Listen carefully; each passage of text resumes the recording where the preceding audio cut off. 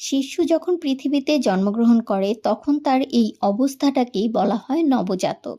মায়ের গর্ভে এতদিন থাকার পরে নতুন একটা পৃথিবীতে সে যখন আসে, নানা ধরনের জটিলতা বা বিপদের লক্ষণ দেখা যায়।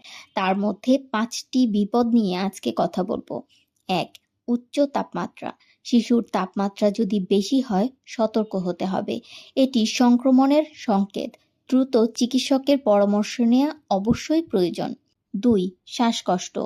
দ্রুত বা কষ্টসহ শ্বাস নিলে বিপদের ইঙ্গিত দেয়। শিশুর অবিলম্বে চিকিৎসা প্রয়োজন হয় তখন। শ্বাসকষ্ট গুরুতর হয়ে যেতে পারে যদি চিকিৎসা শুরু না করা হয়। ৪. খাবারে অনীহা। দীর্ঘ সময় দুধ বা খাবার খেতে না চাইলে সতর্ক হওয়া উচিত। শিশুর স্বাস্থ্যের জন্য এটি একটি সংকেত। খাবারের অভ্যাস মনিটর করতে হবে। ৫. অস্বাভাবিক কান্না। প্রচণ্ড চিৎকার বা হঠাৎ চুপ থাকা বিপদের ইঙ্গিত। শিশুর আচরণ লক্ষ্য করুন, প্রয়োজনে চিকিৎসকের পরামর্শ নিন।